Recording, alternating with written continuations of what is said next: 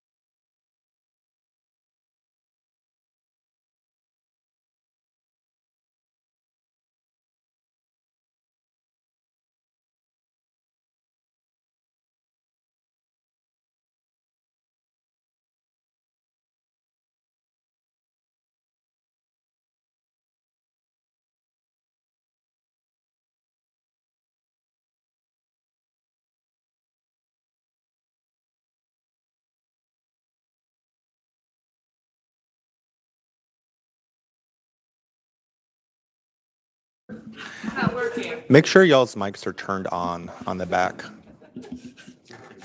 Becky, make sure your mic is turned on the back.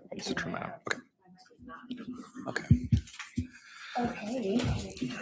Okay, I think we're going to call this meeting of the Anchorage Assembly's Transportation Committee to order. I'm going to bang the gavel to make it official. As always, I'll state our motto: Anchorage is a place to get to, not just a place to get through. But we also have a special theme today. Has anybody ever been through a bad breakup? Well, we have the municipal team here to show you that breakups don't have to be hard. Today, we'll be talking about breakup transition, and we'll be getting an end of season snow removal and some other topics on the agenda as well. With that, we will go around the room and do assembly member introductions. Hello, Christopher Constant. I'm Daniel Boland. Erin Baldwin-Day. And then we'll have our folks from the administration also introduce themselves.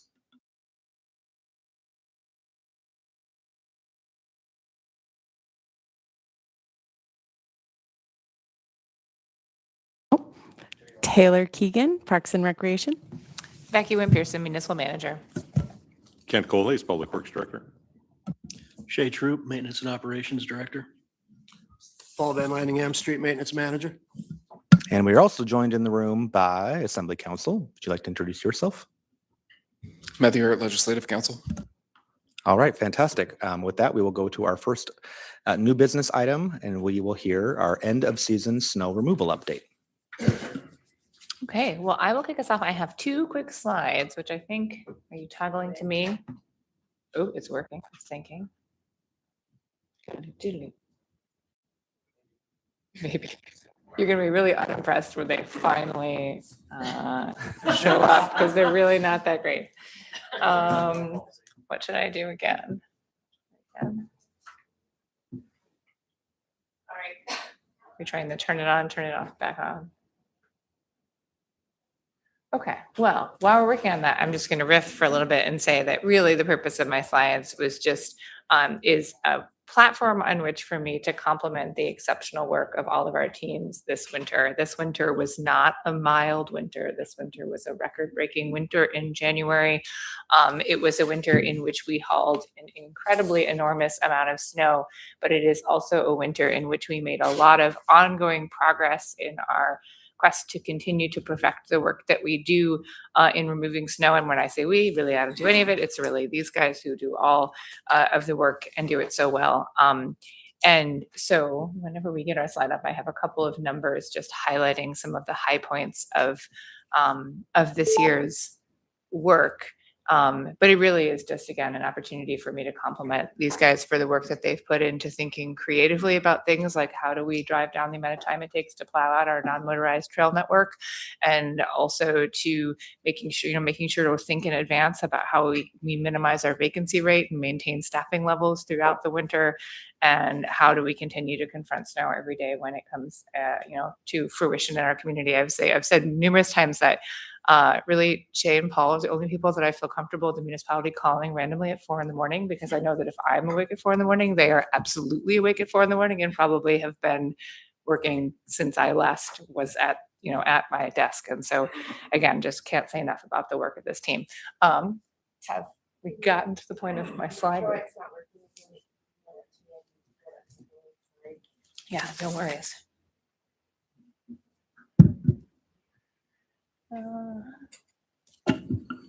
While you're doing that, Becky, I will say that my email inbox this winter attested to what you just said. I got a lot of kudos for the snow removal efforts and very few complaints.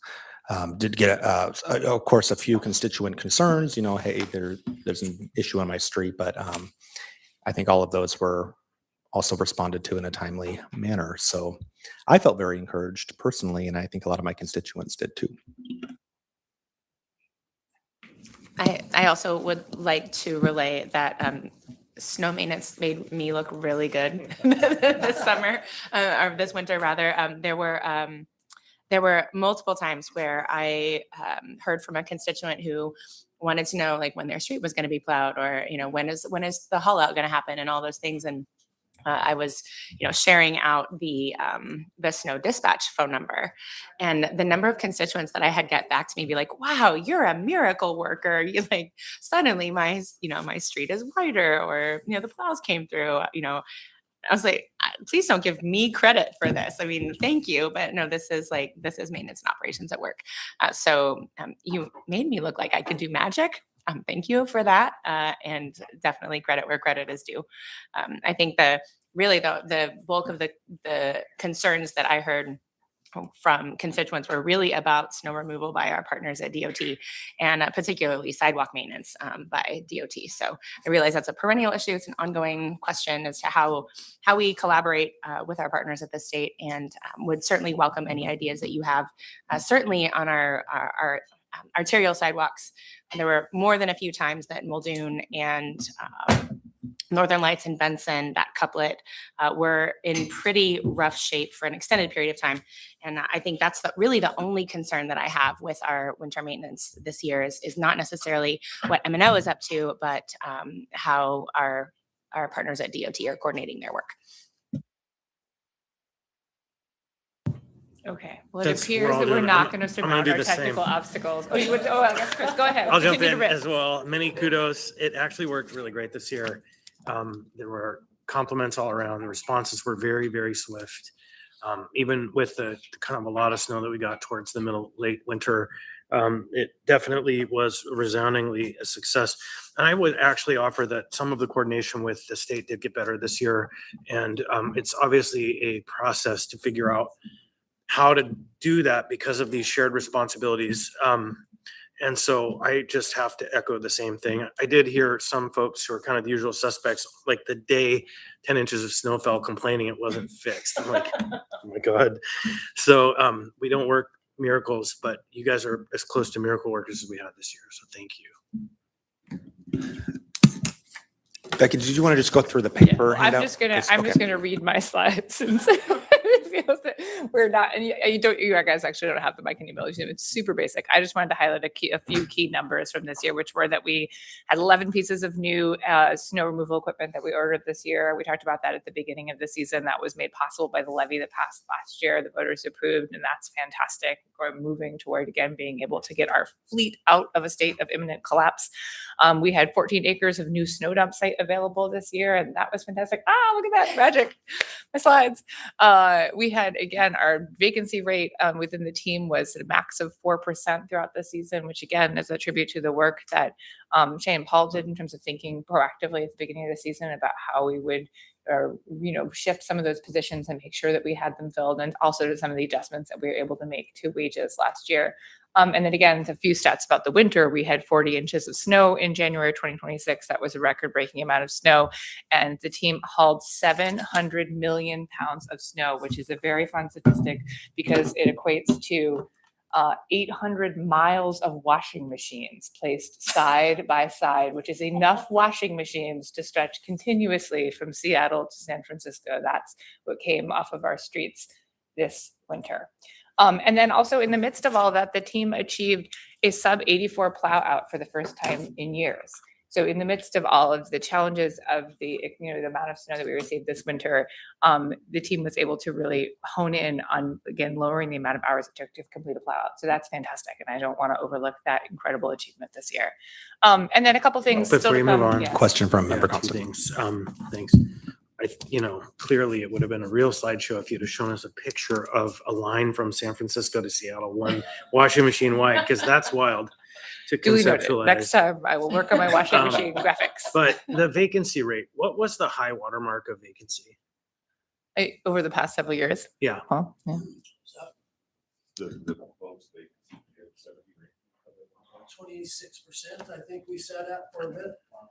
So I just want to also acknowledge the leadership and the management and the change that has come that creates an environment where people want to stay and will take those jobs. And that is worthy of note. It's a 22% shift in our favor. Obviously, we've done our part to help fund better and provide better equipment. But to those who are on the daily out there working, that's also worthy of congratulations and thanks. Member Baldwin Day. Is that also a function of, I seem to recall that we had a conversation about the fact that there was a sort of an apprenticeship pipeline that was happening over at M&O. Is that part of what's contributing to this much, much lower vacancy rate?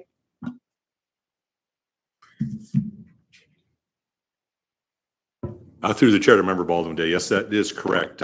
Paul and Shay and Paul's folks there, Eric Hodgson and Josh Horner rather, worked hard on a plan to reconfigure some of the positions, what we call light equipment operators, that we were having a lot of trouble filling, reclassify those into what we call street maintenance assistants, which is more of an entry-level position. They've been able to attract more people to apply for those positions, and at the same time move some of the existing folks up to higher classifications as warranted by their years of experience. So yeah, it's all Paul and his team who really crafted that path forward in filling those positions. Fantastic. We love an employment pipeline. Well done, gentlemen. Thank you.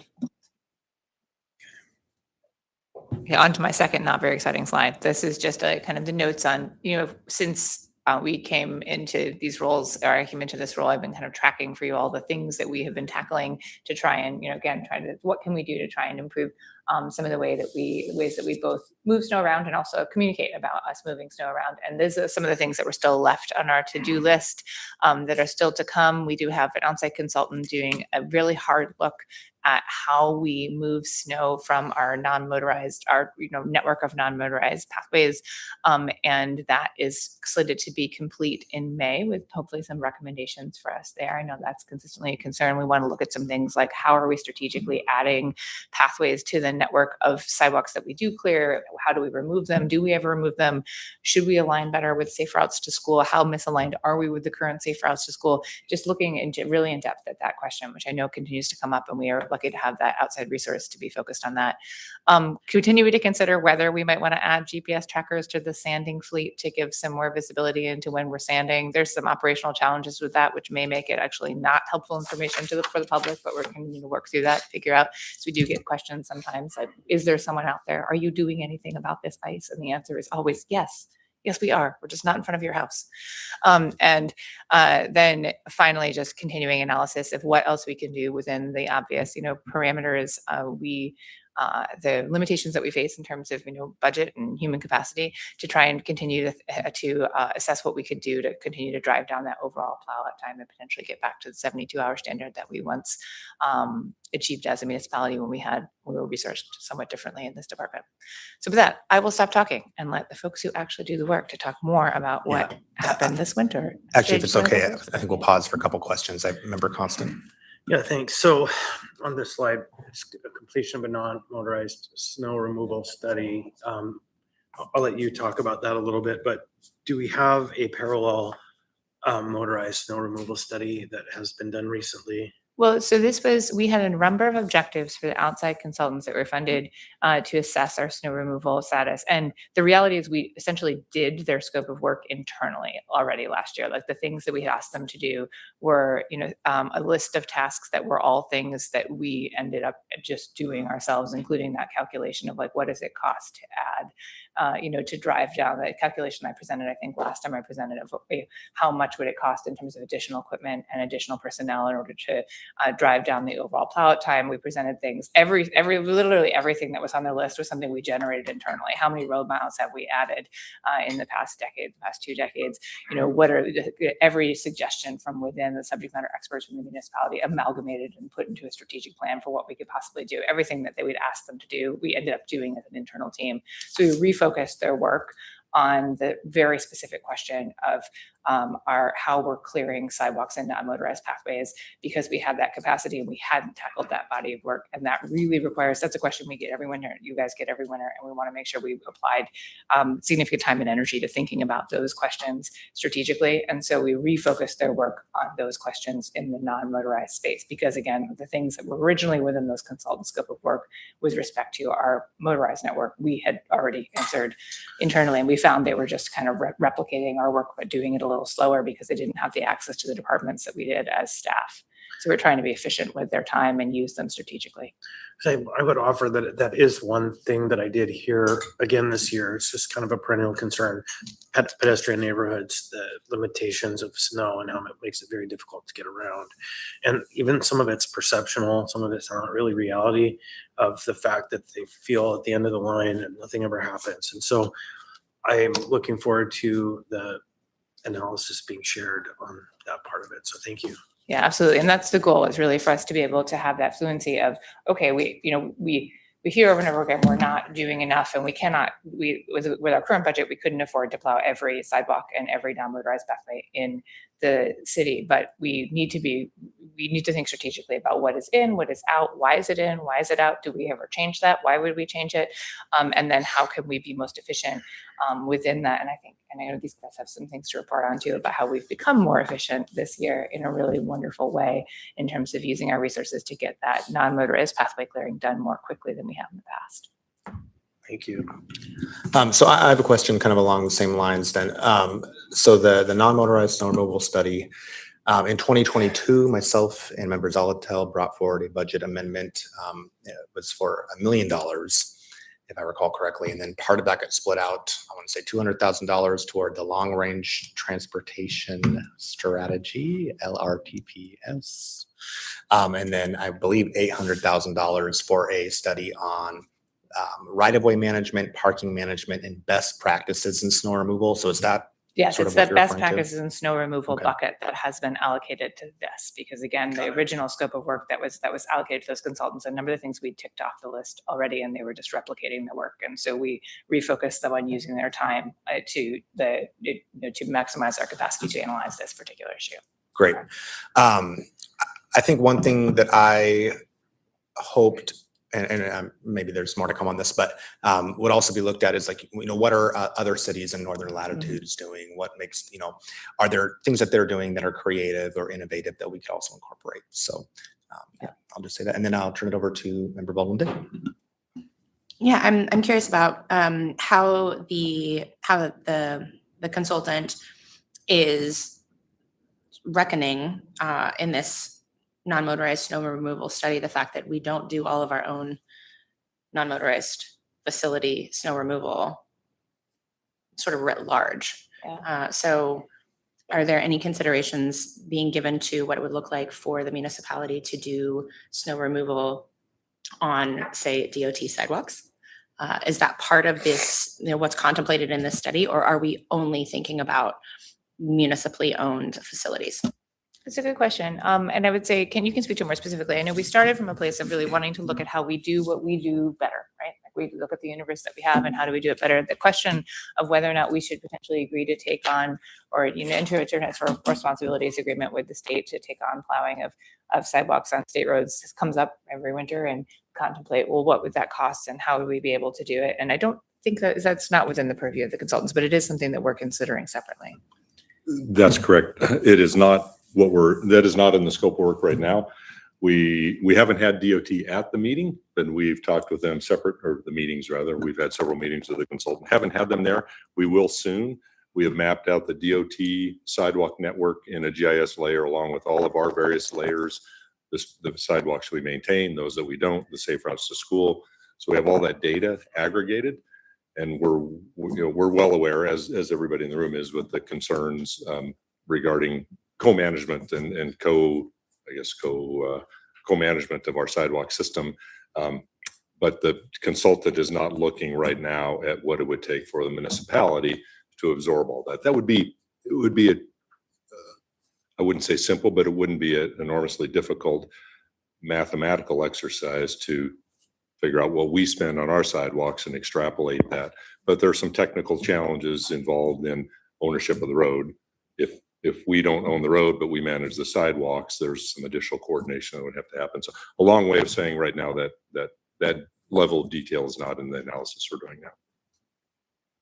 Yeah, I think the fact that this has been, as far as I understand it, kind of a perennial question, speaks to the need that for a more durable solution than just crossing our fingers and hoping that, that DOT coordinates their snow removal in a more efficient fashion. I recognizing that there is that level of complexity when you're talking about a TORA or something like that.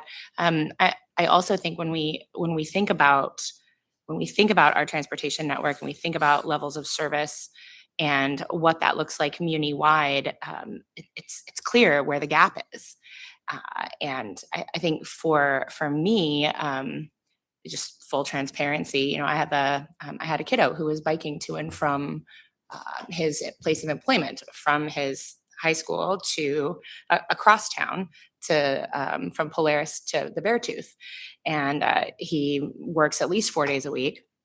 And the number of times that the Northern Lights sidewalk was impassable and he had to find alternate routes, to get to work safely. And the number of times that he was almost struck by vehicles when he was trying to navigate poorly managed sidewalks, really to me brought to light that, this is not just an academic exercise. This is really, the experience of people all over our city who are now finding workarounds, but certainly less direct routes to where they need to go if they're not in a vehicle. And so this strikes me as something that, compels a solution, and understanding that we don't have, without something changing, we don't have the authority or the leverage to really make a difference for our citizens, for our residents, is something that I think,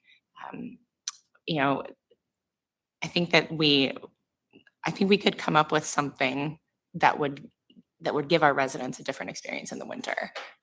And I, for one, am really interested in doing whatever I can from my seat to be able to facilitate that, up to and including allocating additional funding or pressing for additional equipment purchases and finding the money to make that happen, because I think it's worth it. I understand that the maintenance of the roadways might be out of the question as far as what we can reasonably absorb, but if there is a way for us to assume responsibility for some of those major sidewalks that we know are just perpetually problematic, I would be all in favor of doing whatever I needed to do to be supportive of that effort. Okay, back to you guys. Okay, I'll pass it over to the team. Shay, do you guys want to go first, or do you want to go first? Okay. Follow Shay. Okay, go on, Shay. A lot of the good stats got taken up, but there's a couple more that I would still like to bring out that we're very proud of. And that is, we met our plow out goals 4 out of 6 times this winter. And that's a very marked improvement over recent years, and that is due to the fantastic work of Paul and his team. Another thing is we've essentially come in very consistent at about 60 hours of clearing our sidewalk and trails. That's been a huge improvement to the community, and I'm going to let Paul and Taylor, of course, talk about how we got there. It's a pretty good group effort, and it's been fantastic for the community. So thank you.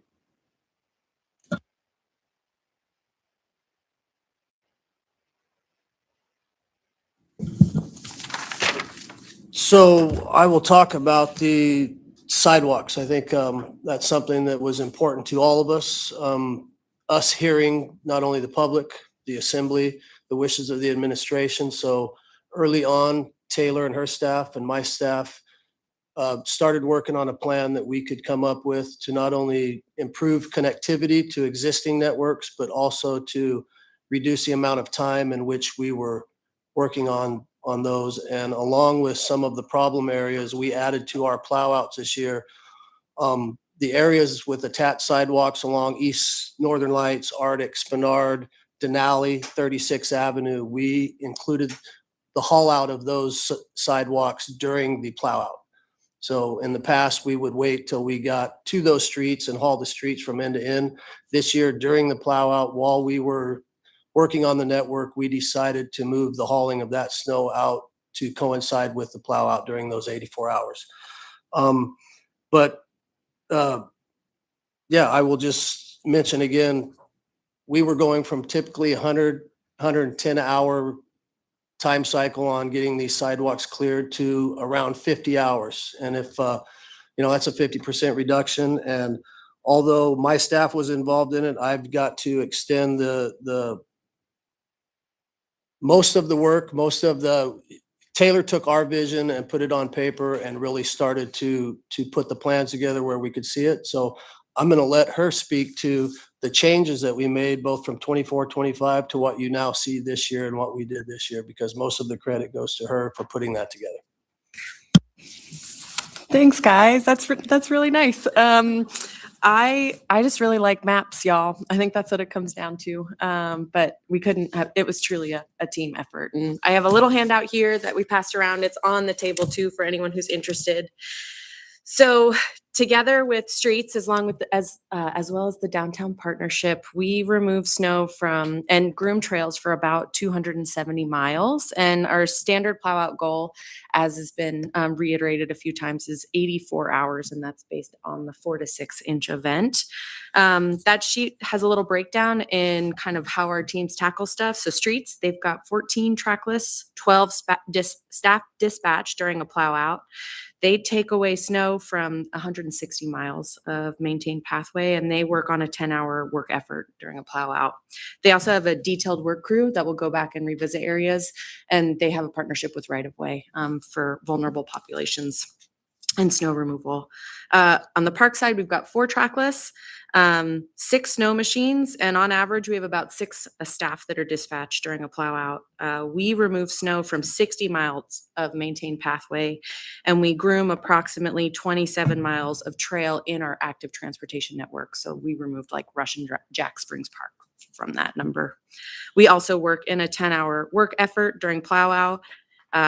We also have a stairs and walkways crew, and we have 40 locations that we visit along with 82 parking lots. So we're out and about, as you might say. And what Paul was describing is captured in maps on this handout, where in the 2024-2025 season, you can see in blue is the non-motorized streets network and in green, the parks network. And it's pretty fragmented because it was based on who's maintaining what and less based on the proximity. You can also see conveniently, our shops are dispersed pretty evenly throughout town. So we got together and we had several work sessions, not only with managers, but with the foremen, trying to get on board and supervisors trying to figure out, okay, what works, what is high priority, what can we hit fastest? And so what we were doing prior, streets was taking on about 182 miles. We were taking just under 50, and the downtown partnership, no small feat, is 23 miles of condensed network in the downtown area. Going to the 2025-2026 season, you can see that in green, it's parks again, blue is streets, and we've consolidated the networks. So that way we're spending a lot more time with the plow going in our trackless equipment. And that was huge. So parks actually didn't see a reduction in response time. We were in the trackless equipment just about the same amount, but and took on an extra 20 miles. But through those efficiencies, we were able to collectively respond to the community a lot better. I think the users felt less fragmentation in service. It's not just this routing, but like Becky said, there's been a lot of advocacy for more staffing. Streets received new equipment, which they lent us in times of need, and we appreciate. So I think it's a really wonderful time to be working on this stuff.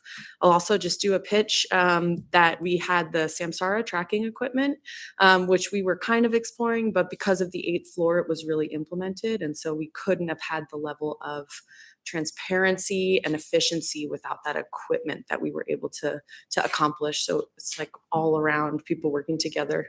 So thanks, guys. Member Constant? Thanks. Okay, so we have 2024, 2025, we have 2025, 2026. What should we be thinking about for 2026, 2027?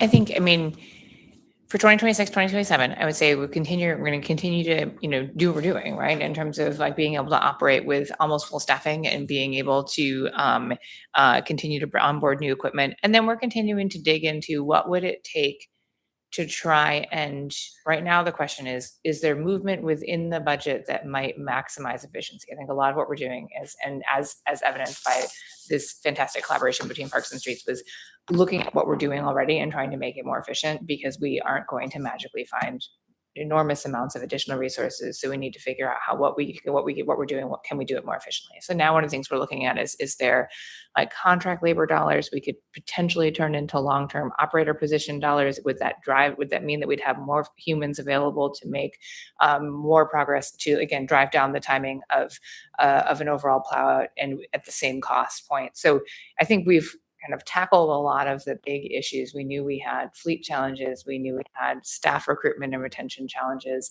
We knew we had some efficiencies we could gain. We knew we could communicate better. And now it's kind of digging into what else is kind of left to try and move around within the resources that we have to continue to go through a process of continuous improvement. And then hopefully we'll have some next steps and marching orders from the non-motorized snow removal study. We're really looking to that to provide some recommendations for us about how we might be strategic, again, within the resources that are available, about continuing to meet needs and do a better job meeting needs in access to our sidewalks and our non-motorized trails. So I don't know if I asked earlier, what's the timeline you're anticipating for the results of which of results? the study? May is when we're anticipating the May. consultant to come back, and then that will contain recommendations that will assess how we potentially implement them. So I'm going to take it to the political for just a moment. I spent the last 3 months hearing one faction argue we need to find more efficiencies in government. That's all we need to do. And I just hold this up as an example of that is the continuous improvement process that is ongoing at this time and has been for years. And this is a great example of it.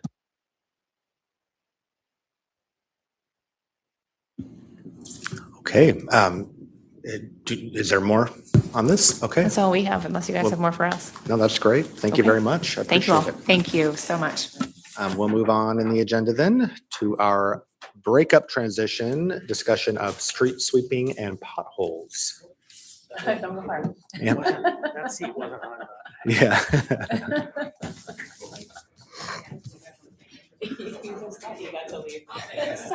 Only one, only one. Run away, Taylor, run away.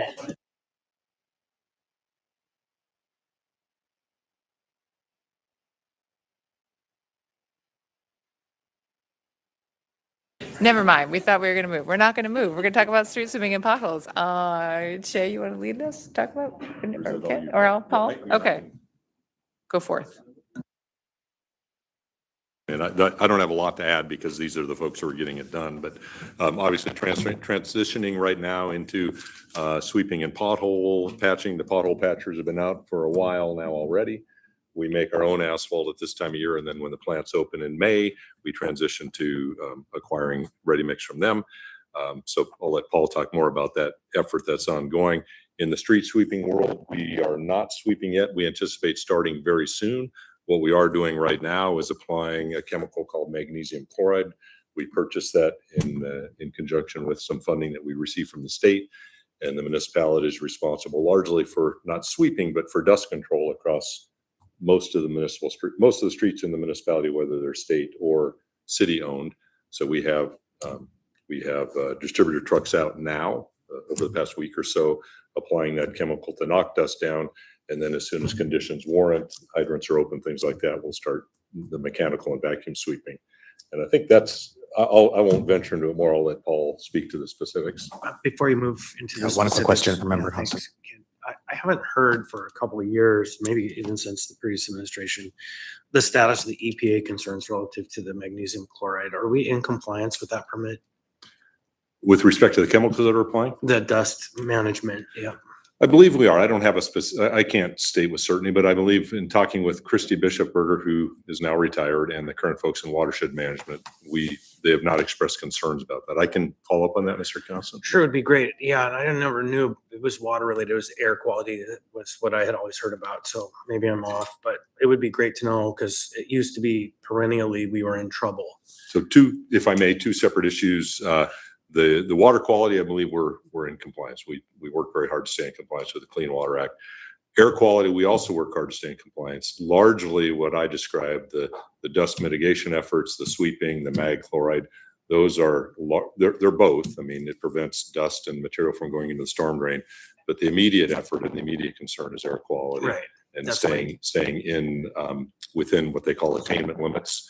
And because non-attainment, multiple incidents of non-attainment can affect federal funding. Very expensive. Yes. And it's probably been 5 years since I heard a report on that. So I'd love to get a brief. Just we're in compliance. We're still working on it, whatever. Thank you. Through the chair, I will speak to where we're at potholes wise and kind of what that transition is here over the next couple of weeks. To date, we have received 367 requests to fill potholes from the public. We have filled 349 of those within 24 hours of being reported. But also within that same time that we filled those 349, we have a total of 1,224 potholes that have been filled. So when our crews are going out, they're not just responding to the pothole that was called in. Anything along the way or along that path, they are stopping. So a total of 1,224 potholes. Thawing and flooding to date, we've had 523 requests for assistance, either residential flooding or street flooding. And within 24 hours, we've completed 436 of those. The flooding calls are going down daily. I think by the end of next week, other than a few isolated areas, most of our boilers will be down, and potholes are going to be going all the way through summer into next winter. We've got some plans, but our normal numbers are around 10,000 that we fill for the year. Every year, obviously, we try and through capital funding or through in-house repairs, try to reduce those amounts of the continuous or every year, the ones that we respond to every year, and we'll hopefully get those cut down a little bit. Sweeping efforts, we are gearing up right now. We've got sweepers being fueled up, brushes changed on them. They are doing some test runs around our facility in hopes that within the next 48 hours, we will begin what we call our bulk sweep, which is we will start working on our arterials and collectors, working on the center lanes, gutter passes where we can, and we'll do that for the next 2 weeks or so until the right-of-way completely opens, where we can start taking care of the entire prism, which is the sidewalks, the trails, the planter strips, and then we'll drop back to do our spring sweep, which is about a 4-week process. It takes us to do all arterials and collectors. And then upon completion of that, we will be dropping into our residential sweeping, hopefully within the next 2 to 3 weeks. And we will be starting in South Anchorage this year, working north. And then other than that, a couple other things I wanted to just mention is I wanted to give some credit to our dispatch folks at the shop, where throughout the winter, they handled over 6,500 phone calls from the public in regards to our winter maintenance. So huge kudos to them guys for keeping us going. And if you have any other questions, that's all I have. Member Constant. So it's not really directed at you, Paul. I don't know who manages websites and whatnot, but I think that a really close review of the ANC Works page would be really wise. It still has, COVID-19 response links. It doesn't have kind of some key elements on it for us to be able to directly point the public to easily understand how to get this or that. And so anyhow, so a review of that for the services that are currently being provided would be really helpful.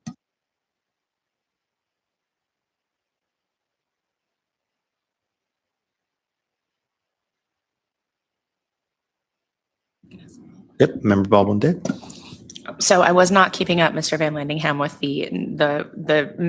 the math you were outlining of the number of weeks it takes to get sweeping completed. So if all goes as planned, when do we think that sweeping will be wrapped up?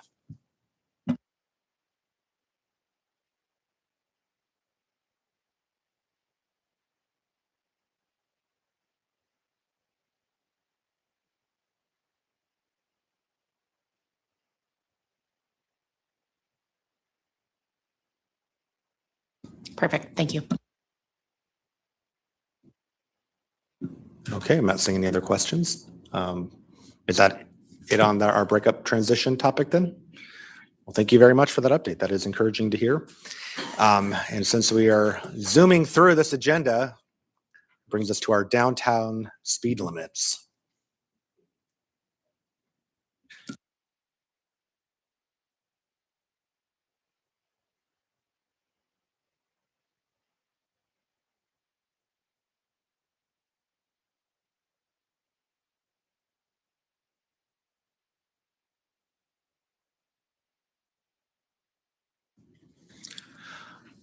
Okay, welcome. I think we have Mr. Coy and Mr. Downey joining us. If you guys want to introduce yourselves for the record. Sure. I'm Graham Downey. I'm the Deputy Director of Community and Economic Development as of Monday. Brad Coy, Municipal Traffic Engineer. Okay, great. And I will let you guys take it away. Great. I'll say this is very similar. We gave a presentation both to the freight industry as well as the group of downtown businesses and other business communities around Anchorage. So Brad's going to do most of the heavy lifting in terms of the technical pieces, but thought I'd start off just sort of the gist of what we're trying to do is implement the Our Downtown plan and sort of meet the wishes, especially of downtown stakeholders who want a calmer traffic environment, primarily for business opportunity. I think this is really about making downtown into a vibrant place, as you said earlier, Member Volland, where people want to be, not where they want to drive through. And we hear from folks that want to invest in housing, who want to invest in hotels, who want to invest in businesses downtown, that reducing speed limits and traffic calming are really critical for their decisions about whether to invest in downtown Anchorage. I think we've all here experienced what it's like to stand on 5th and 6th Avenue and have a semi blow by you at 30 miles an hour. Feels really different than 30 miles an hour on a street like A or C heading out of town. So really focused there on making downtown a vibrant place. Safety is also a significant benefit that we expect to see, though. We know that especially the couplet of 5th and 6th and A and C are part of the AMAT's high injury network. And we did have a pedestrian who died on, I believe, 5th Avenue recently. So safety is also top of mind. An anecdote, maybe Brad can help corroborate, is 20 years ago, a vehicle traveling at 25 miles an hour is the same risk as a vehicle today traveling at 20 miles an hour because of the increase in vehicle sizes. I saw that from Donovan, so you can confirm. So going to 20 miles an hour is in some ways actually keeping the status quo. I'd also mention, just very briefly as sort of a table setting, is we don't expect this to have really significant impacts in terms of delays or travel times. I mean, you're already moving pretty slowly through the downtown core because of the signal progression. So generally what I would see as a benefit here is it's going to reduce the speeding between lights. So you're not going to get that same maximum, but your overall travel time is not going to be significantly changed. But I will let Brad speak to the exact details of that. There would be a slight delay, but we'll get to that in a little bit. So the gist of the idea is we have in code the downtown central business traffic district. It goes from, was that I to Gamble and 3rd to 9th. So sort of this nice rectangle we have already in code. And so this could be a potential area for a code change. We could change the default speed limit in this area to 20 miles an hour. That would mean that unsigned roads would sort of automatically have that 20 mile an hour speed limit. And then we could make a case by case analysis about whether to change the signed roads to 20 miles an hour. I think what feedback I've heard so far from the community is that a simple 20 miles an hour in this whole rectangle approach is what makes the most sense. It's going to be the easiest to enforce and follow and communicate. So that's sort of the direction we're looking in, as a uniform speed limit here. It will take coordination as well with our partners at DOT, since they own some of the roads here. So both the municipal traffic engineer and the city are conducting speed studies currently to assess speed reductions in this area. Should we go to the next slide? I probably over talked to our. And we're going to go to Member Constant real quick for a question. Previous slide, please. Yes. One more. So I understand the rationale of using the central business district. If you look off to the north of the map and if you look off to the west of the map, you have contiguous roads that kind of end, they do terminate. Is the logic then that the speeds increase in those very narrow roadways that are like dropping down into Ship Creek or Bootleggers Cove? because it does, I understand the cleanliness and orderliness of the box. Now Yeah. to the east, it's a whole different conversation because you have highways and you have linkage to all kinds of other things, but there is a pretty strong argument to think about those other spaces. I think that's good feedback, and that's something potentially could change just by, Brad doing a speed study and looking, or extending the speed study to assess those roads and just posting the 20 miles an hour on them. Yeah, could you imagine South Addition? That's where the speeding starts. Like, not that it would happen, but I just think that there's some logic to looking a little more broadly in those Right. north and west. Right. Or potentially, on INL also starting as low as 15th, right? There may be, I know there's been community concerns there too. So Right, and I think though, it's advisable to think that through, yes, but there's an absurdity of not including those smaller portions there when you think about the scale of the study you're talking about. that's good feedback. And I saw Brad taking notes. And there's one last question that has come up recently relating to kind of that zone in particular in the pink box. And you don't have to answer this now, but just put in your thinking about what does this mean to the protected bike lane study and implementation that might come from that? Because I think reduced speeds probably produce better opportunities for permanent protected bike lanes. So I just want to make sure we're thinking about the outcomes of that study in that zone. I will share, and maybe Donovan will get to this when he talks about the neighborhood greenways, but and Brad can speak to this more eloquently than I can, but one of the outcomes of the speed study was we assessed that by reducing the speed limit and putting paint on lower volume roads as opposed to the higher volume roads, we could make sort of this immediate impact in terms of safety and comfortability. So in some ways, this project is an outcome of that study. Yeah. I've heard some folks asking, but what's happening with the protected bike lanes? This seems like a really good part of the next step conversation. That's right. And Donovan will tell you about the neighborhood greenways coming downtown this summer as well.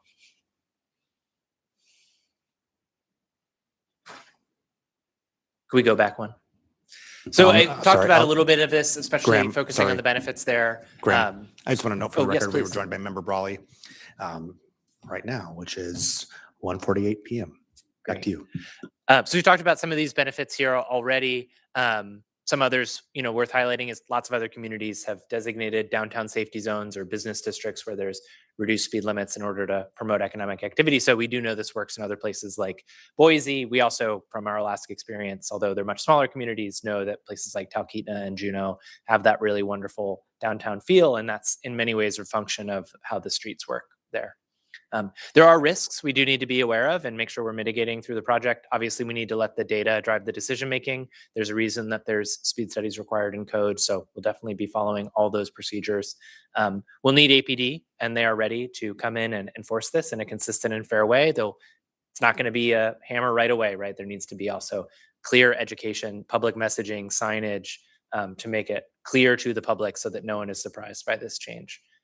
And we do have freight traffic that still moves through our downtown. I know that we will be looking through the AMS process and with DOT at freight mobility in general. That's been part of the Pell, and I think there's going to be ongoing studies in terms of how freight moves through downtown. But for now, we also do need to be aware that that is a critical route for them and make sure that we're taking their feedback and not causing undue burdens on them. Although in general, I think we're not looking at significant delays here.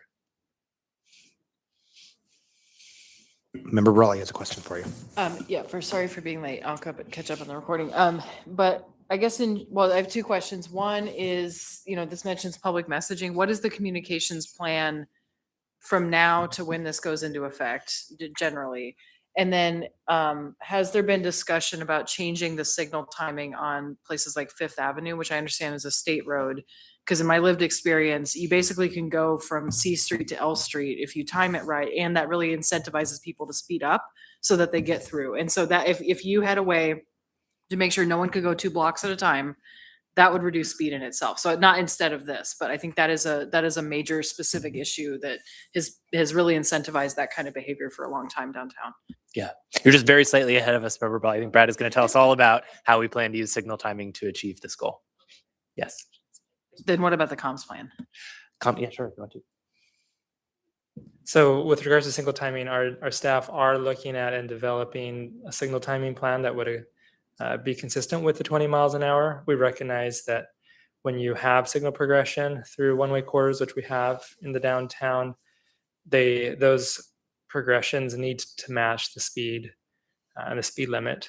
And so I wouldn't in good conscience feel that we could drop the speeds without having a comparable signal timing adjustment that would support that and enable those traveling the speed limit to hit all the greens basically. And so if you're traveling faster, you would have to stop. So it incentivizes rather than stop and go traffic, you could have smooth flow through the streets at the new 20 mile an hour if that is the speed limit that is determined for each of those progressed speeds. And then you had another question. Well, it was just communications plan in general, but I think on the signal timing though, I guess even the assumption like, oh, we should allow somebody to move through continuously for, 7 blocks or whatever, that in itself, I think is still, even if someone stops when it's faster, I think just because then the expectation from the driver is basically, oh, if I go a certain speed, I'm going to be able to get all the way through from A to B. And that it seems like that it shouldn't be a reasonable expectation in a central business district. So I guess that's why I'm asking like, and I'm not an engineer. I understand there's a whole math to do around that, but it just seems like going one step further and just making it not even possible to do that in any scenario seems like it would actually interrupt the traffic flow a lot more effectively. Otherwise, you're going to have a lot of people running red lights, which will happen anyway. But that would have caused more friction at those intersections, I think. Yeah, there's definitely all those different considerations. Are people going to speed up because they know between these two specific signals, if they go faster, they can actually hit the green? There's all those, and then the cross streets, like how do you time the AC couplet versus the 5th and 6th, and how do those interplay? They're definitely, it's a very complex and iterative, really, while our staff is basically putting together the signal timing in a sort of sandbox and seeing how it all fits together, which is a significant effort that we're working on right now. After it gets implemented, there will need to be refinements and looking at all those things. So it's not going to be immediately, this is 100% ready to go as soon as it gets implemented, but we'll be looking at those sorts of considerations and seeing how drivers behave, because they are very hard to predict, even though we do our best. But definitely that's a key part to all of this.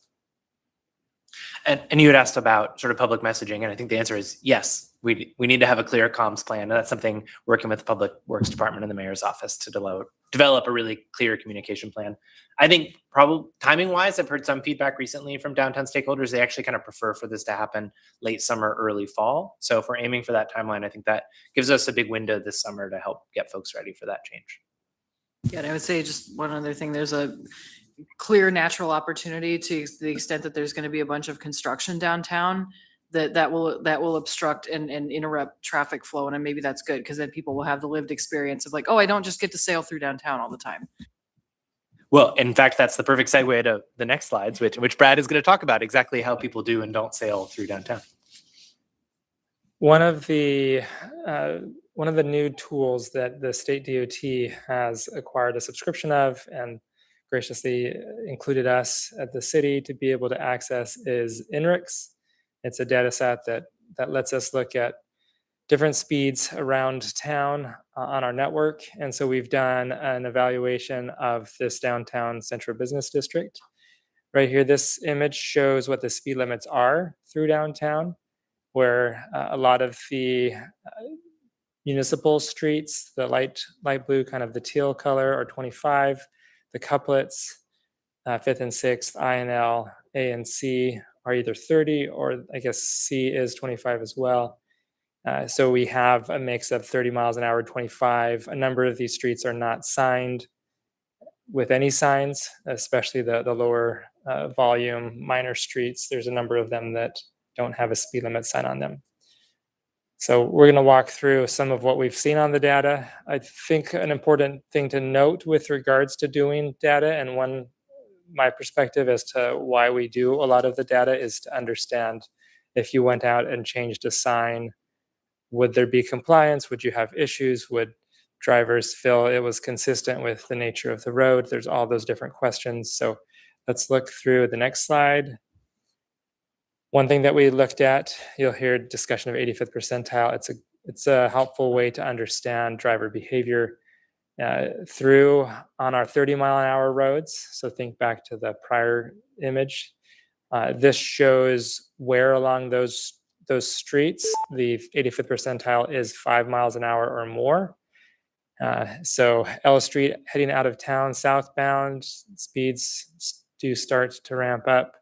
And then we have 3rd Avenue east of the AC couplet, speeds are pretty high. And then near the cemetery on some of those streets. So otherwise, in the other parts of our downtown where the speed limit is 30, the travel speeds are relatively in sync with those speeds.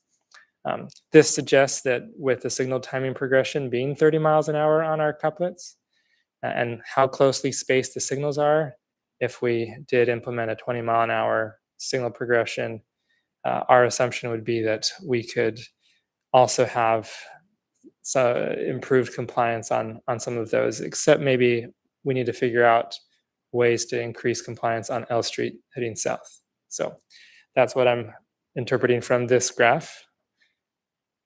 I hear the same from my neighbors frequently. So thank you for that. Member Baldwin Day has a question. Yes, thank you.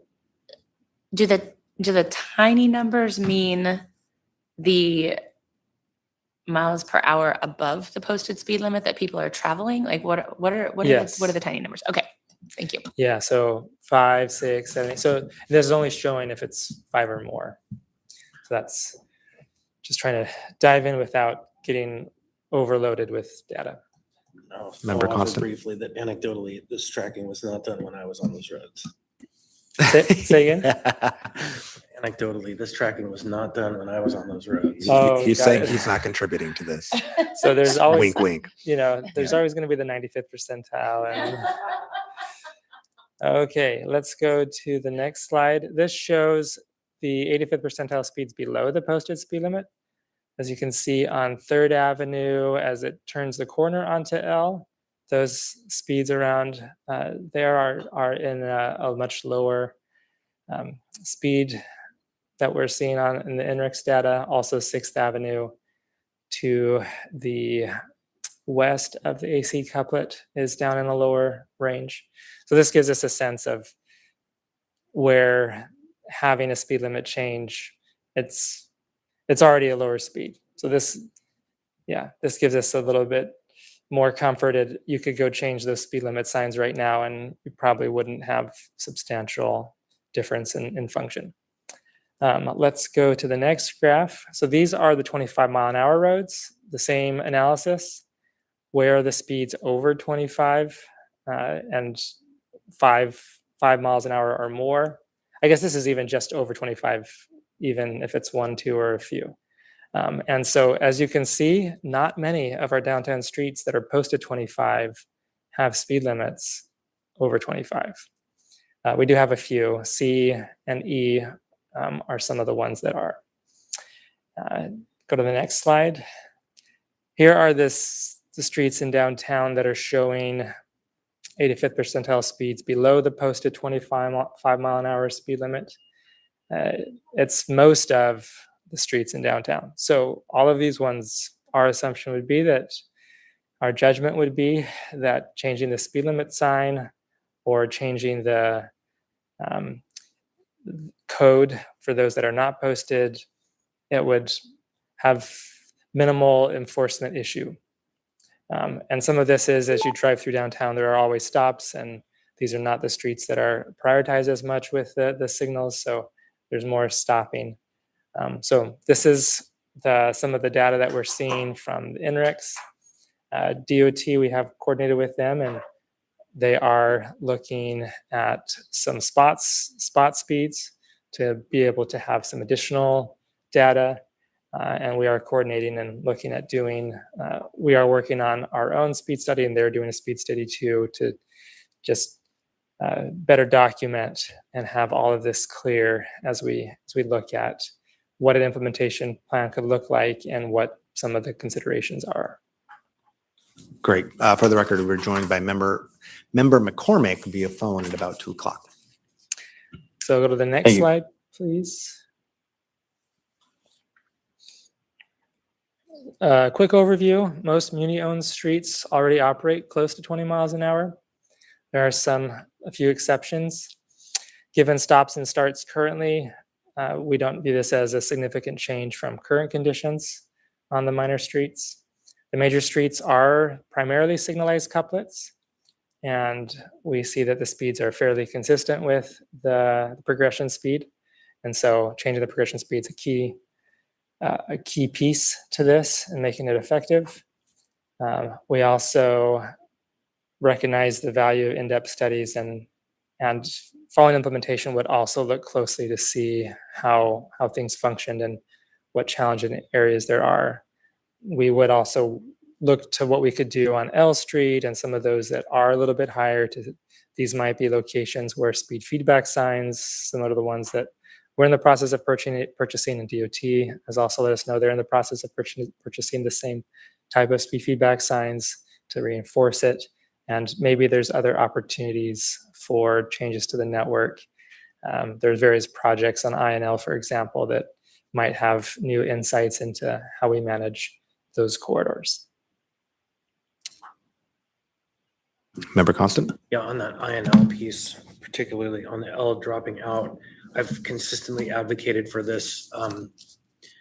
They have on some of the intersections bulb outs that come out, but they're not consistent. And they do interrupt the swift cheat lane behavior where you drive around and speed out and cut back in and cause everyone behind you to slow down, and that interrupted kind of dangerous behavior. So I think definitely looking as you go down L Street towards the curve, that you study where those bulb outs are and how effective they are, and then why they don't exist on every one of those intersections, because it's a pretty logical solution that works, but it's intermittent. Yeah, thank you. Yeah, I'll add, I think, as we consider implementing this, and then as Member Brawley brought up, a plan for communications, I think we should also be thinking about enforcement. And not only speed enforcement, but also noise enforcement. One of the, a lot of the concerns that I hear around L Street are with like the motorcycles and then drag racing and that kind of thing too. So in 2022, I think I sponsored an ordinance that increased the fine for noise enforcement. And it had a broad support from the community, I will say. And I think that APD also invested in some new equipment to be able to do that type of enforcement. So I think that would be something worth thinking about too. Yeah, that's good feedback. I would think, and Planning Director Meili Sabab is the one who told me about this, but on noise, one of the other upsides of reducing the speed limit is the primary cause. I mean, we're all worried about the BRAP wrappers, but there's just tire noise actually is dramatically higher above 20 miles an hour. So just for all of downtown, a speed limit reduction could have significant noise benefits. Yeah, and I think also as we contemplate, housing along busier roads potentially in the future, that's also something to be aware of. Member Baldwin Day. Thank you. Just curious about when we expect to have these more in-depth speed studies completed for the muni and the state respectively. The information from the state is that middle of June, they expect to have either more data or maybe some draft studies. And we have one that we want to make sure that we're aligned with them. So I would say for us, it's similar timeframe. So a draft in mid-June would mean potentially something available for public consumption or view at what point, do you think? I don't want to provide any specific date. I promise I will not hold your feet to the fire. I'm curious, is this something that's like, should we be looking at like August, September? I mean, or should we be looking at like late July? Just sort of a window would be helpful. Or are we talking about October? Like where would we fall in there? Yeah. I think that especially given the feedback that I got most recently from downtown stakeholders, I think August, September, probably in terms of getting the speed studies and maybe looking at a potential ordinance to change the default seems like a reasonable timeline to me. Now, Member Constant. Graham, thanks. You just mentioned an ordinance to change.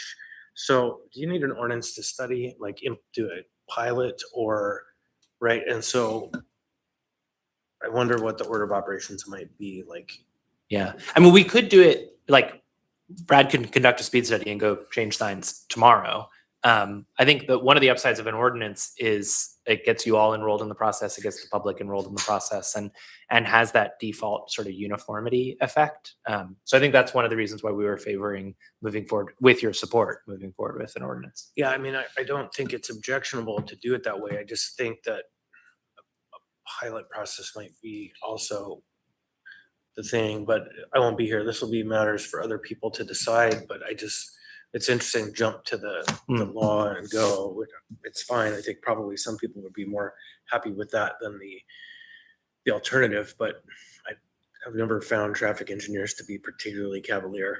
So, Well, I would say, I think the neighborhood greenways are 20 miles an hour signed. So some of those are coming downtown. So functionally, those would be working as a pilot this summer to some degree. That's fair. And I think, the data we just saw is like, we are already doing the pilot. The speeds are generally about 20 miles an hour. So, but I think that's something to consider in the case that this isn't something that the public supports as we go out and get feedback. If there is significant concerns, then I think a phased or a piloted approach could be, a way to earn support and show folks that this isn't actually going to make life worse for you. In fact, this makes downtown a lot better. I think more complaints will be reactionary in nature than based on any reality. If you go to the next slide, as we were taking advantage of our NACDO association, I did reach out and find out where else there have been cities that have done something similar, and Albuquerque is one, and they shared this location that showed some advanced warning messaging that they have on the streets approaching their downtown. If you look closely, it does say 20 miles an hour ahead, so we would envision doing something very similar. They have a downtown safety zone plaque underneath it. This is an idea that, as we're putting together our implementation plan and speed study, are considering where some of these sorts of signs might be. As we think about an area that's 20 miles an hour, the area that we did show has benefits with it being the central business traffic district as defined by code. It also has clear boundaries with Delaney Park. So there's specific routes into it. So you could say, this is a zone, and it somewhat is defined as well, if not better than most parts of Anchorage where you have key routes into it. So these are some things that we would consider and do and incorporate in. I wonder, so we just approved the purchase. I think it was 16 of the are they called rapid flashing? No, The speed limit feedback signs, speed feedback signs. I'm wondering if when this is first implemented, at least on 5th and 6th, if maybe that would be a good temporary installation to get people accustomed to that new speed limit idea. Now is a great time to identify some of those locations. I know that we're working with DOT and talking about where best to deploy those. They are ones that can be moved around. So that's a great suggestion. If you go to the next slide.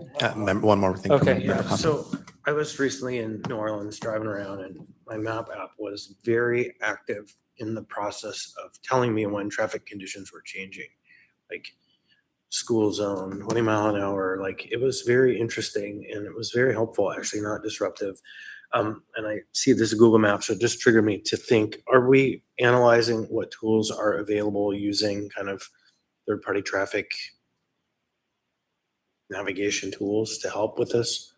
What I can say is that we have interaction with Google. And so when our speed limits change, we, as a municipality, have access and are able to relay those, and they can get incorporated into their data. So it can get incorporated, and know that after this change has been made, that those streets are now 20 miles an hour. So I'm not talking about such a passive thing, though. It was like I would get a little pop-up notification, boom, you are coming into a school zone right now. It was active, not just like a flash of a different color telling you your speed About a is downtown. We can look into that. changing. Yeah, it was very interesting, and I'd never experienced it before. I will brag on the traffic department that there is integration with Waze, which feeds into Google data for road closures. So when we approve a road closure, when the traffic department approves a road closure, that data actually does make it into Google Maps in ways. Not just warning you, there's a speed trap ahead. And so I just wonder if there is some kind of outreach can be done to see what the edge of that work is.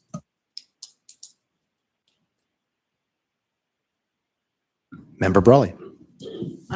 Yeah, one other, I guess this would be in the, what other changes would you support? I'm thinking, I guess, and this is in the messaging space too, but so one way to get compliance is to make sure everybody slows down, right? And some people will not want to do that, or they'll think that it's the worst thing that's happened to them, right? To the point about reactionary communication. But I'm wondering also, could the messaging also partly start to get people to not go down, to not cut through downtown in the first place? So I'm thinking, like, if I'm coming from the east side, the default, because I live on the west side, so it's easy to get to Minnesota, is I go through downtown. There's no reason why I should be doing that, or anyone should be doing that. And I understand there's the freight conversation. There's the plan from 15 years ago that said we would make 5th and 6th two-way and we would route all that around 3rd. That would require rebuilding 3rd. That's not feasible right now.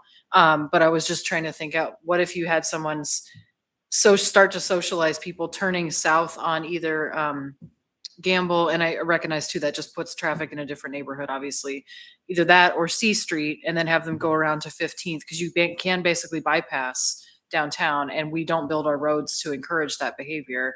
But I also wonder if that's part of the messaging. And again, not to encourage people to speed on 15th. I mean, I would assume some people are going to start doing that anyway. So it'd be interesting to see where the diversion patterns are. But I also wonder if starting to socialize that is the other way to solve this issue, which is when you have fewer cars downtown that are just trying to get to Minnesota as fast as possible, that the ones that are there for a reason are going to be, because they're more likely looking for parking. They're looking for where they're trying to go. Because that bypass traffic is one of the huge issues of downtown's experience and safety. Yeah, so 5th and C is an intersection that we've identified that has safety concerns, road safety audits that are being looked at, and things that we can do to improve that one. So that's kind of the key one in this area, that maybe some changes to configurations and prioritizing the left turn onto C could convey that as a message to drivers. So there are things that are being looked at as part of this, so we are aware of that as we look at our focus on having a system that serves and functions and accommodates those changes. We are mindful and looking into those options. Yeah, and I just add that conversation will continue as we continue to have the conversations with the federal government about potentially transferring the ownership of 5th and 6th and INL from the state to the municipality. I think, in fact, that might end up in our preliminary conversations with the feds, might be something they need to see, is how are we making sure that, one, there's no impacts on the other parts of the national highway system. So we're not negatively impacting Fairview. We're not negatively causing congestion on A&C or Muldoon or Northern Lights. But also, how are we then maintaining the continuity of the national highway system by encouraging folks to use those alternate routes? So more to come on that. It's, again, ahead of us, Member Brawley. Well, and I guess I'm thinking, but the messaging now could be like, hey, do you not want to get stuck downtown? Go around, right? I mean, that's what I'm saying, like, and that's why all these other cities have built these bypasses, because historically that was the center of town and all the roads led there, and then it created these huge problems. Hesitating a little Member bit Constant. here. Back in my early days, there were a lot of discussions about cuts and covers and moving traffic off of Gamble and Ingra. I can tell you the merchants had a lot of strong feelings about not driving all the traffic away. And I think downtown would be pretty offended if there were a campaign that came around that said, bypass downtown. And so just know that that's a complicated conversation to be had. In the ideal sense, it makes perfect sense, but from the capture of potential business, and I understand there's an argument about relief that could come, more room for those who want to be there, but yeah, anyhow, just be careful. Okay. Great. Well, so these are sort of a little bit of the leftover questions that we had for the community members, but I think equally, or even more so, apply to you all. Some of the things, just as we're thinking about we are, I would say, personally leaning towards the uniformity in terms of just ease of communication and enforcement and making it easy to follow. But, maybe the speed studies will come back and say, actually, we will see significant delays, especially for freight traffic, if we reduce the speed on A and C going south from the port. So I think that's just something we need to remain open to, community feedback on. If there need to be some roads that are signed differently, that's certainly possible. I think we also do, I just got feedback from a community member outside the assembly meeting yesterday about INL being freight routes, and it kind of doesn't make sense to go all the way west so you can get south. So maybe not even a good situation for the freight routes currently. Maybe there's an opportunity. A and C are certainly over capacity right now, so maybe appropriate to look at where the freight routes are downtown and make sure. Overbuilt, under capacity. Thank you for the correction. Another piece of feedback we've gotten as we've had these conversations is, downtown is just a pretty unpredictable environment. It's our most heavily pedestrianized environment, and that creates just a lot of variables for everyone. So that is another upside of a lower speed limit, is less damage if there is an accident, a collision, and also more reaction time. So could be upsides, but maybe there are other ways we can make downtown a more predictable environment and safer for everyone, like crosswalks or other interventions. So I think that's most of what we had for you all. There's only one place downtown that's been asking for crosswalks, and that's Third Avenue. And they've been asking for years. And just the offering of a study on that would make a huge difference for people who have felt unheard by the government. And that's Third Avenue, kind of between the Hilton down to 49th State. Okay, that's good feedback. Is there one other slide? Not to give away the goose, but as legislators, this is sort of the section of code we talked about sort of changing the default. So we'd be adding this new 3A, or A3 would be the new section of code to make the default 20. It would still give Brad, the traffic engineer, future traffic engineer's ability to post a different limit. And then as just a sort of curious note, current state law says that business districts should be 20 miles an hour as a maximum. So that is, again, business district is not super well defined. We haven't totally dug into the legality of it. Slightly different than an urban center, which is defined by the distance between buildings, but it does provide more evidence that 20 miles an hour is probably appropriate downtown. Okay, great. I'll add that we did receive a letter of support for this work in looking at slowing speeds downtown from Representative Fields, who represents the downtown district in the state legislature. Any other questions on this topic? Member Brawley? I appreciate the comment about the central business district isn't really or it isn't clearly defined. Are there any other areas of Anchorage, of the Muni, that have that designation? And again, separating from, you're not proposing any changes to any other area of town, but I'm wondering, is the middle of Eagle River considered that for Eagle River? Is the middle of Girdwood, is Midtown considered a CBD in some way? Yeah, this is not, the language here is specifically business district. So it's not central business district. So it's not like a business improvement district like we have down. We have obviously the business improvement district in both Midtown and downtown, but that's a different thing. And then hesitate to get too far over my skis since I am not a lawyer, even though I went to law school. I have to be very careful. I think that's something we need to investigate a little more. What is a business district? What counts as a business district? In this case, though, it is just a default. So if it is signed differently, and that's something the state or municipal traffic engineer have decided, then that's appropriate. So Okay. Well, sorry, I'm just sorry to wondering- sort of not answer your question. Well, and part of the reason I'm asking is because we're a community that was basically a conglomeration of multiple communities that had their own status at some point. And so I've seen some interesting kind of threads, if you start tracking through that Midtown was the downtown of the greater Anchorage borough. And it explains actually a whole lot of things if you start going down that path. And so, and again, I'm not suggesting, because the built environment, the grid is very different from what is it, the grid of downtown Anchorage, but it is an interesting thing to think about because we basically have built two central business districts, in my opinion. I got Member Baldwin Day and then back to Member Constant. Yeah, can we pop back one slide?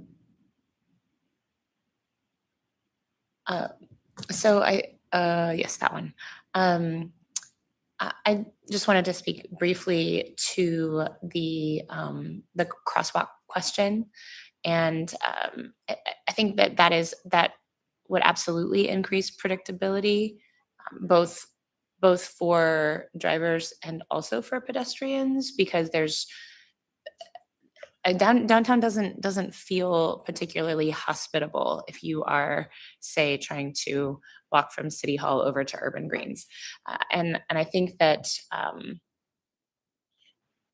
I think it would be interesting to experiment, especially as we're thinking about making downtown a more walkable part of town, that crosswalks are a part of that equation, and also potentially having some streets that are pedestrian only in the summer.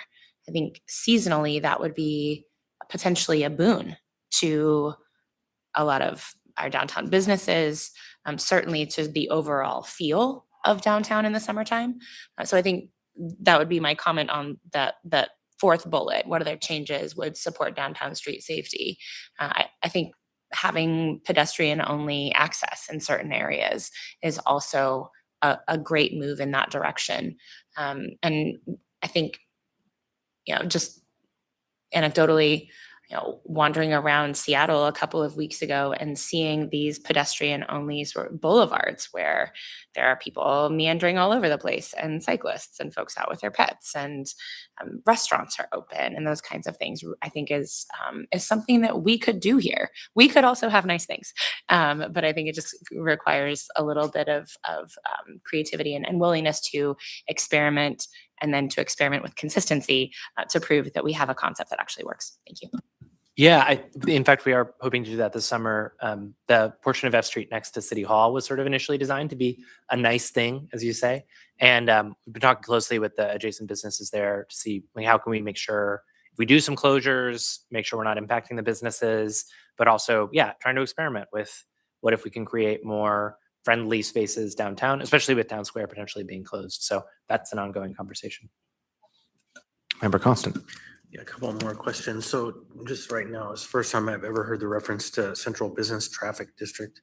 So what's the difference between the Central Business District and the Central Business Traffic District? The Central Business Traffic District is the code language that is used in municipal code to define the area from 3rd to 9th and L to Gamble. It is an area that has a few different things that it does in code.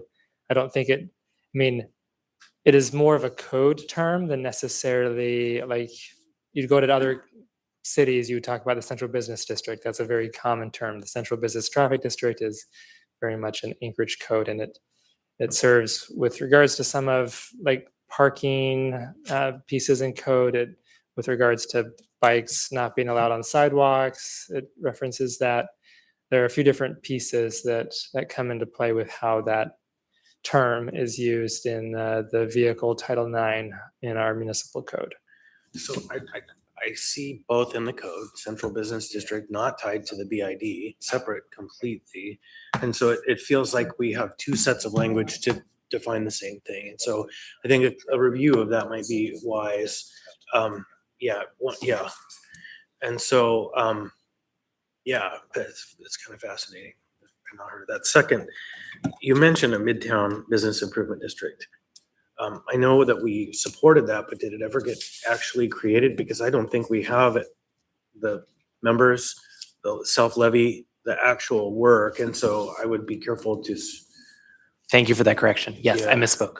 Yeah, I don't want to, I think there is only one in Alaska maybe, and for sure in Anchorage. And so we tried, and the Midtown merchants, as I had heard, said, no, thank you, we don't want to pay. So, thank you. I was going to just point out that Title IX uses, that's interesting, Central Business Traffic District, and then Title 21, which is, I'm a little more familiar with that, uses Central Business District. So different definitions in code. Member Brawley.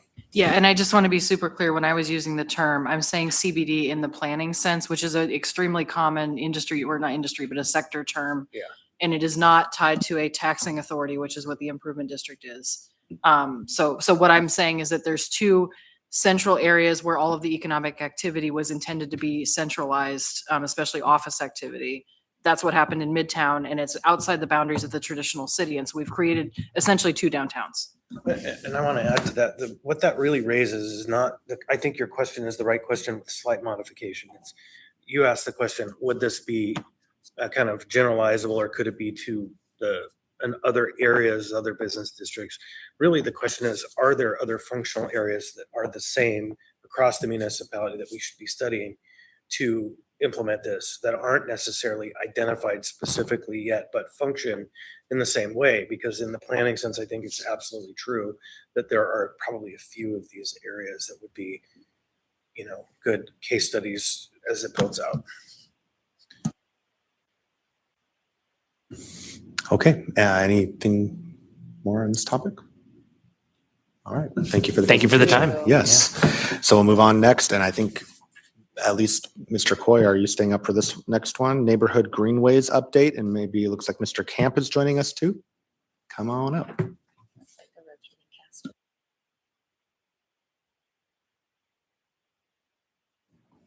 And Donovan, do you want to introduce yourself for the record? Hit that button. Oh, I see. Yeah, Donovan Camp, Traffic Department, Bicycle, Pedestrian, and Traffic Calming Coordinator. So we're going to do a quick 2026 update for the Neighborhood Greenways program. It started last year. We rolled out, before we start, just a quick overview of what a neighborhood greenway is. They are local streets that are prioritizing bicycle and walking, rolling accessibility while maintaining local access for drivers. So we'll add wayfinding, sharrows on the top right there, which are shared lane markings. They're modified sharrows to kind of help with that wayfinding. You see that one has a direction to it to let you know that a turn's coming in. And then the traffic calming aspect of it, which is in our case, branded 20-mile-an-hour placards. And in some cases, we've added some traffic calming vertical elements, like a speed hump, kind of as you see in that photo. So I think we go to the next slide. So this is the update for 2026. A lot of information here. We have our map on the left. In bright green is what we Actually, do you want to jump to the next slide? Sure. And yeah. we'll talk about what we did at 2025, and then we'll Perfect. go Yeah. back. Yeah. Right. So yeah, 2025, we designated 14 miles of neighborhood streets through Anchorage as neighborhood greenways. These were areas that were already very popular amongst folks who rolled and biked around the city as low stress alternatives and just connections.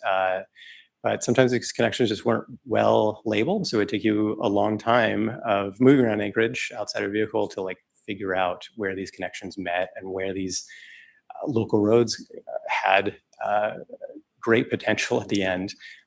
So we have some photos up in the top right. We have some riders touring one of our neighborhood greenways on 20th Avenue in Airport Heights.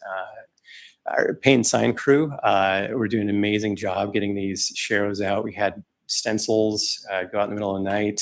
I got to go out with them one of those nights and move around the town as it was raining and getting these things down very quickly. I was very impressed with their work.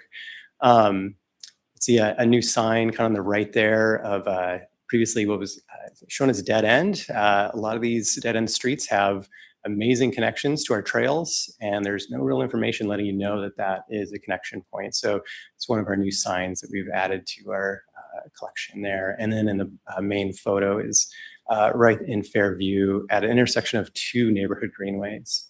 On the right, you'll see kind of the in red lines on the map is what we had rolled out that summer, with the exception of about two of those that we had planned. One was on 88th Avenue, kind of by Diamond High School. I think with the further analysis, the speeds were a bit high to safely implement a neighborhood greenways program or treatment on that street. So we just by Diamond High did not roll that one out and are looking at future ways to add better connectivity in that area. And another one is bottom right. You can just kind of bottom of the map on Helena Street. That connected to a DOT bridge that went down last summer. A pedestrian bridge had some weather destruction by weather, and so we did not implement that greenway, but it's being looked at right now as another DOT street crossing is getting implemented there.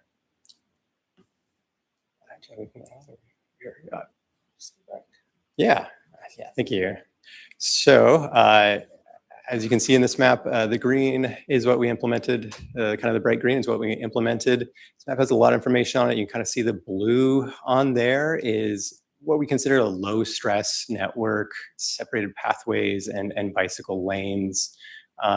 So this really worked on connecting those gaps in that network. And then for 2026, we have just under 14 miles proposed as well. And so it's in the orange, kind of those different areas across Anchorage, kind of connecting up some of the additional gaps. These are, we did a pretty extensive analysis of streets and looked at streets that were already calm and had these low stress routes. Quite a few different characteristics were qualified, and we analyzed quite a bit with the help of some other staff.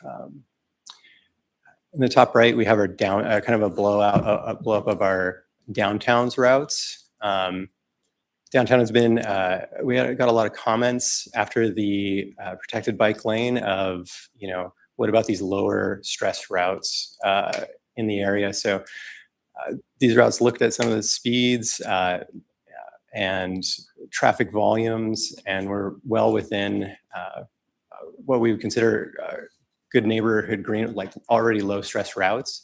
And with the downtown having a lot of one-way streets and not an ability to, you know, a rule of not biking on the sidewalks, sometimes getting around downtown by bike is really kind of difficult to do that with the one-way streets. And kind of, there's kind of some folks end up salmoning, which is kind of going against traffic.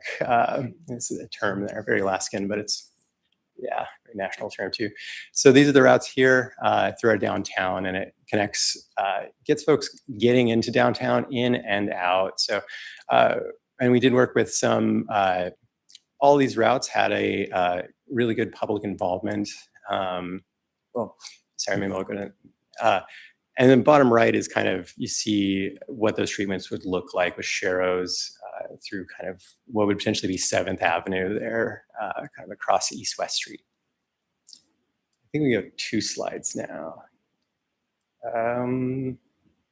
Yeah, I guess, so yeah, we are going to be featuring this project. I think Brad mentioned the NACTO, our partnership with NACTO. There's a Designing Cities conference. At that conference, they have a Meet the Cities event where all the cities kind of put up a poster board of projects that they're kind of flagshipping.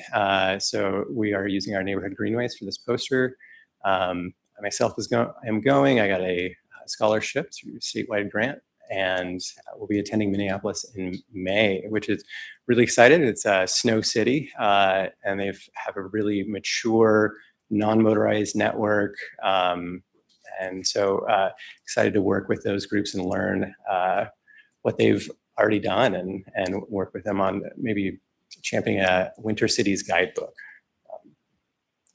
I think the last thing I want to mention was, yeah, we had quite a bit of extensive public involvement. We've had an online survey that you can interact with and put on points of conflict, suggest corridors.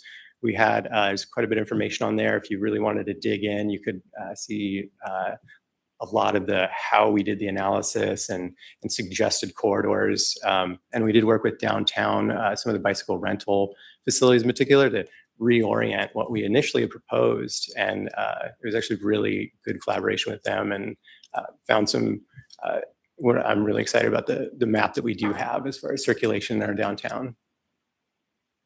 think we go last slide for just time for questions. And I think the one thing that I'll add is the neighborhood greenways is a way, it did grow out of the downtown protected bike lane that we had as we thought about things that we could do. This was a clear opportunity to immediately implement a program that would have significant benefit in our perspective for the municipality of Anchorage with our staff resources. And as you know, transportation projects can take a while to build. This was one where we already had these streets that they were already functioning this way. And it was more helping the public that might not have known that these were streets that would be great connections on their bike route to be able to take. So it's been a really positive opportunity to not add much maintenance burden, but have significant benefit for the network. Thanks. Go ahead. Donovan, probably no one better to know this than you, that I know of. Rancheros are fascinating. They work great in places that don't have 6 months of snow. And the reality is all the signage, green boxes, arrows with, bike symbols are all invisible half the year. And so what are the strategies being used in similar places so that you can more effectively communicate when the truest signal is invisible for half the year? Yeah, I mean, I think, some really fancy things that we've seen are projected images onto the snow. In some areas, is really top tier stuff. We don't.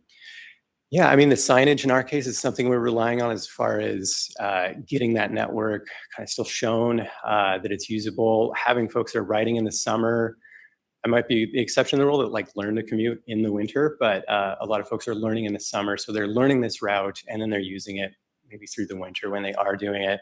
I have heard from folks that they feel a lot more comfortable. I think everyone's having a tough time sometimes in the winter just getting around, and so I think bicyclists and neighborhood streets are given a little bit more leeway in that sense. When you're on those neighborhood roads, they'll give you a little bit more room, and maybe not think that you should be biking on the sidewalk in that sense because it's snowed, sense of snow. But Projections and training and signage and other tactics like that. Yeah, definitely the wayfinding sign. I mean, it's something, a lot of streets, as you come up on them, maybe the trails connection down the right. I think of Fireweed and Rogers Park area. There's a trail connection down Juneau Street. I would have to remember it every time and sometimes would go down the wrong street. But now that we do have some signage there, let you know. And yeah, so very much the signage in the wintertime. It's Chris, just to point out, you can see in very small upper left corner of the picture, there's the 20-mile-an-hour sign with the neighborhood greenway on it. So that's visible year round. The reality of the signage is, I think it kind of starts to become invisible pretty quickly to people. I think the bike boulevard on 10th Avenue, a lot of the times it might be there pretty consistently, but I don't know how to describe it. It's just invisible to people. Mm-hmm. And so I think that the roadway, you can see it because it's under you and you're looking there. Lighting is fascinating. I never really thought about it because in the winter, that's when it would be most effective, obviously. Mm-hmm. But yeah, so I see and do see those signs around. I just know that, I don't know, there's probably a term of art for when things become blind like that in the traffic world, but it's pretty quick. Yeah. Member Baldwin. Yeah, I actually had a similar question as Member Constant in the previous conversation. I've been other places using non-motorized forms of transportation, or I guess marginally motorized. What is a scooter? That's somewhat motorized, right? And the navigation apps pick up on, you can tell it. I'm moving. I'm using a bicycle. I'm using a scooter. Whatever. Do we have neighborhood greenways sort of loaded into some of these navigation apps as a preferred route for cyclists who might be using a navigation app to decide how to get from point A to point B? Yeah, we have been working with, we're a Google Maps partner through the city. We've partnered with Google Maps to add these routes into that layer. And it also helps if they're using Google Maps, you can kind of say, I'm going by bike, and it'll help route you through these areas. some cities there, you're able to select the level of stress that you like. We're not, Google has not given us access to that yet in Anchorage. I don't know what it takes, but the larger metropolitans have that. We'll also edit it in OpenStreets maps, which a lot of other programs use. They will be added into the new bicycle network map coming out this May for Bike to Work Day. And yeah. And then one additional question. One of the things I've been particularly interested in as a policymaker, given the fact that we are operating in this very resource constrained environment when it comes to what we can reasonably build in some of our new projects or even our roadway rehabilitation projects, is really identifying a sort of a preferred non-motorized network or non-motorized highway system, if you will, so that we can really more specifically target our investments in non-motorized infrastructure.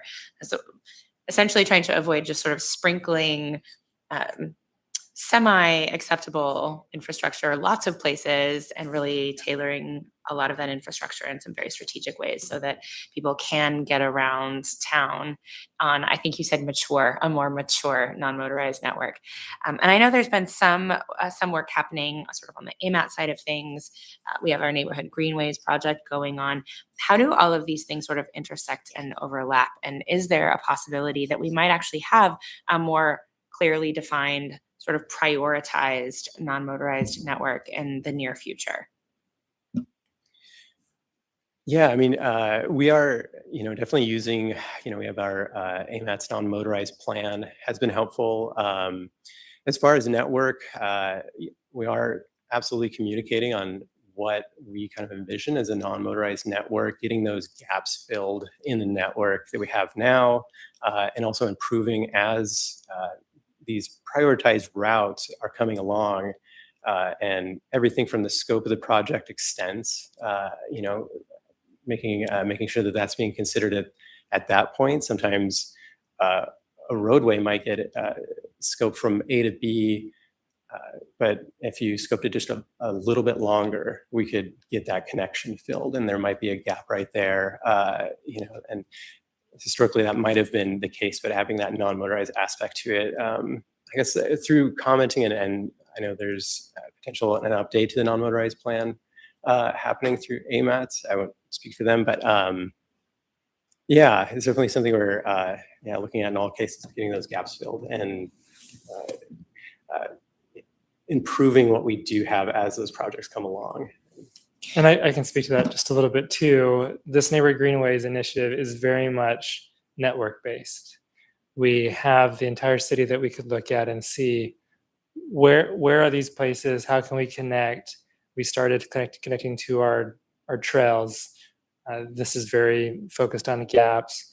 As you get a transportation project, you're often limited to that street, and that's all that you kind of look at. We weren't limited in that same way. We did take advantage of some projects that were getting built and incorporated neighborhood greenways into them, but it definitely has that network feel. And so that is a key part of this. The non-motorized plan is a key part of this. The any changes to official streets and highways plan, potential for reclassification and consideration, these are all parts of the discussion too. So that could be a potential for looking at how we do very much not tie our non-motorized network exclusively to our motorized functional class, because the neighborhood greenways is actually turning more of our local streets into arterial bikeways, or however you want to refer to them. So we are mindful, and those are on top of mind for us too with this. Yeah, I think, I absolutely appreciate the need to, fill in those gaps, find those, points of connection, whether it's from a greenway to an existing trail or what have you. But I think it would be really helpful to me as a policymaker to have a more clear understanding of like what a more forward facing strategy really look like.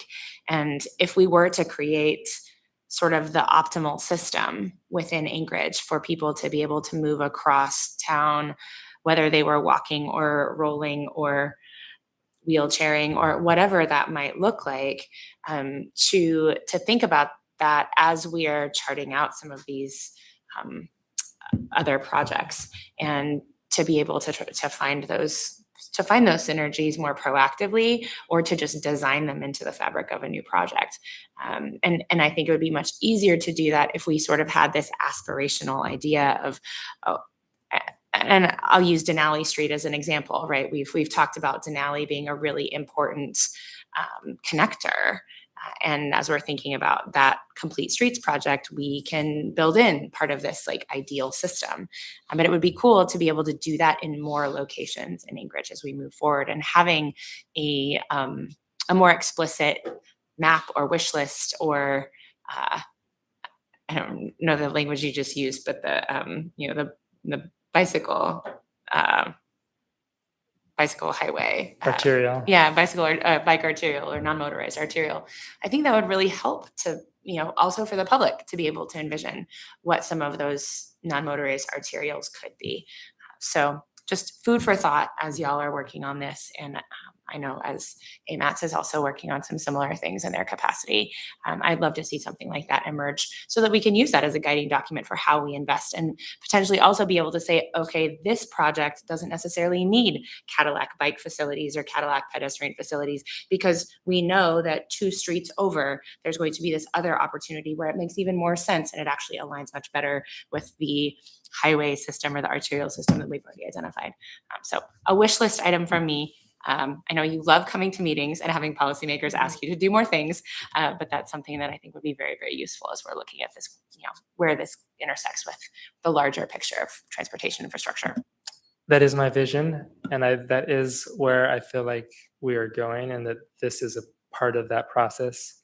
It is iterative, it does take some time, but I see us moving in that direction. Great. I'm going to move us on, guys. Thank you for the presentation. We've got one more agenda topic and about 15 minutes left to go. Just a quick reminder is this was a Q1 budget revision last year. So Yes. pretty incredible that the team has been able to do more than a dozen miles this year, and planning already for a dozen next year. They're So, making it happen. I love it. yeah. Thank you. And I'll see you at the NACTO conference. I'll be going. Yeah, I am. Okay, I am. So next we have our official streets and highways plan update. It's in May. Okay, so Ms. Babb, if you would like to introduce yourself for the record and present your update, go ahead and take it away. Thank you, Chair. Melissa Babb, Planning Director, for the record. I apologize that Daniel McKenna Foster, our Long Range Division Manager, cannot make it for the presentation today, and that I do not actually have a presentation to give you. So I will muddle through, and I'm happy to answer questions, but I may have to defer to Daniel to answer detailed questions about this. So the purpose of the presentation is basically to announce that we are in the process of initiating the official Streets and Highways Plan update. We are currently working on the RFP for that update and scoping the project itself. So the official Streets and Highways Plan is it's basically the blueprint for development and maintenance and operations for the municipal road system, and it directs the investment and high-level policy guidance on how roadways are classified within the municipality. And the reason that we are starting an update right now is for one thing, the plan has not been updated substantially since about 2014. And conditions across the municipality have changed significantly since then. But the plan has also itself has not changed its form or approach significantly since the 1980s. We did a comparison of the classifications since then for all of the various roadways in existence since the 80s, and really very little has changed. You may remember that very recently we did send you a phase 1 update for OSHP. That was a very, very minor and select update to specific roadways within the muni. I think there were about 20 roadways on the list that we thought there was a bit of urgency to that reclassification for the roadways, because most of those on the list were in design or approaching the stage of design where the classification for those projects would help inform the design itself. So this is a much more comprehensive approach to the plan, to updating the plan. It'll revisit pretty much every section of the plan, and then also be informed by more current best practices. For instance, from the Federal Highways Administration, they have new guidelines out for different ways to approach your official streets and highways plan. So we will be investigating that and incorporating those guidelines into our update. The project will also be informed by recent efforts at the Muni to identify new projects for secondary access for safety. For example, if a wildfire happens in Hillside, what are the best routes for evacuation, and our roads up to standards for evacuation purposes. And we have approximately, at the moment, we have approximately $275,000 for this project. Some of that is dedicated to funding a half-time position. We have the rest of that position funded by our operational funds, but that is one thing that you will actually see in the upcoming Q1 budget revisions, is a request to fund the other half of that position, so that we don't have to use the grant funds for that, and we can potentially use those funds to complete this update. And then finally, those funds for this project need to be used by the end of August in 2028. So that gives us a pretty compressed timeline to complete this project. And we are going to do our best to meet that deadline. And we'll be asking for help from the community and the assembly in giving us feedback and guidance on the plan itself. So I'm happy to take any questions.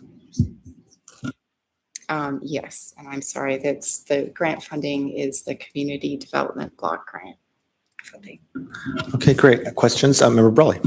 Yeah, just a real basic question. Is that what we have adopted now? Is that part of the comprehensive plan? Like, is it adopted as an element of the comprehensive plan, and does it have to be? Through the chair to Member Brawley, yes, it is adopted as an element in the comp plan. Whether it has to be or not, I don't think it has to by any sort of state statute or federal guidelines that I know of. But I would definitely recommend adopting once we've completed this process. I would recommend keeping it as an element of the comp plan, because then it becomes more of a regulatory document, obviously, than if it were just advisory. Okay, yeah, and I'm not suggesting we don't do that. I was just curious if that was a requirement. And then similar question. So if this plan is a full update, is that right? So it, because I know there's some updates that have been done to various plans that just carve out and say, okay, we're updating this section of the plan, but this would completely replace the old plan. Is that right? Through the chair to Member Brawley, that is correct. Yes, our plan is to completely rewrite the current plan so that it will still inform the process. There's a lot of good information in it, but we will be coming back to you with a completely new plan. Okay, I'm going to go to Member Baldwin Day next, but I do want to make sure we leave just enough time for audience participation. I believe there may be one person in the audience who would like to participate. So go ahead, Member Baldwin Day. Thank you, and thanks for being here. I'm curious how the official streets and highways plan update interacts with the DCM update that's already in progress. Through the chair to Member Baldwin Day, thanks for the question. That's an excellent question. The official streets and highways plan provides sort of the policy guidance and goals for the DCM. The DCM, similar to our land use plan and the 2020 comp plan informing Title 21, the OSHP informs the DCM, and the classifications in the official streets and highways plan are what the DCM is written to fulfill, basically. Like there's different types of roads in the official streets and highways plan, and the DCM defines the design standards for those different types of roads. So is there any concern that we are potentially putting the cart before the horse just slightly, in that we've already started the DCM Streets chapter update and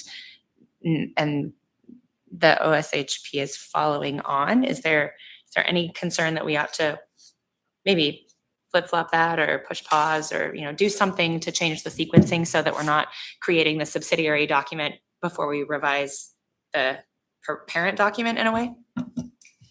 Yes, through the chair, actually, there is a concern.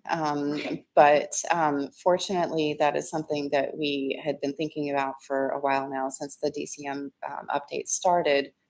We've been in close coordination with PM&E on that project, and have already sort of unofficially started looking at the OSHP update itself and how that will how we will coordinate with the DCM. So we're already working hand in hand with PM&E on both of those projects at once. Basically, it's a very large and sort of organic process in that it actually isn't hurting us or the DCM team at all for us to be addressing both policy guidance and design standard questions all at once, because that's actually informing some of the questions that we will have for the plan update as well. So we're really hoping to, and part of the reason that this is such an accelerated process is not just the grant funding, but for that reason as well. All right, that's great to hear. Thank you. Member Constant. Yeah, thanks. So do you all have drafted a kind of a timeline and approach to the project so that the assembly can be briefed on what its touch points are? If it's a policy document, it's very frustrating to have all the policy questions settled by the technical people before it ever gets to the policy table, and that creates major conflict. And so do you have kind of a work plan established that shows those things, or are you ready to present it to the assembly soon? We do not have a work plan through the chair. Apologies. We do not have a work plan with that set quite yet, but that is why we are here today, is to let you know that that is happening and that we are working on the scope for the RFP, and the scope will include those touch points and considerations as well. Super important. Thank you. Okay, thank you for that update. Appreciate it. And with that, we'll go to audience participation.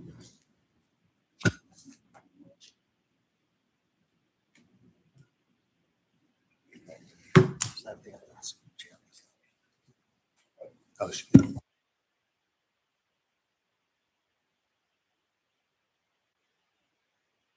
all right, welcome. Go ahead and introduce yourself. You'll have 3 minutes. All right, Jamie Lopez, East Anchorage. So, watched the 2-hour meeting.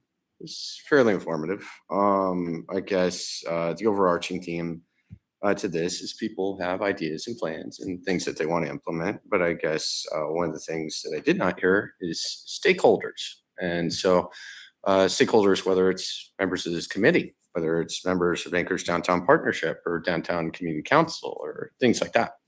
And I think, Mr. Constant, I agree with you, that you have questions and you're going through a process of iteration. And it's usually good when you pull stakeholders into this process, so you don't go too far down the track and then, have to say, okay, got to fix this thing, or, agree with you on those things. So, yeah, I guess, let's see, where are we going with this thing? So the signal timing east to west, I think I share some concerns about stopping traffic just because there are official flows of traffic. And it could cause people not to want to come downtown. And while that has some good effects and some bad effects, the problem is businesses, they need to survive, and they may not necessarily like when you impede flows of traffic, because then it cuts, revenue streams.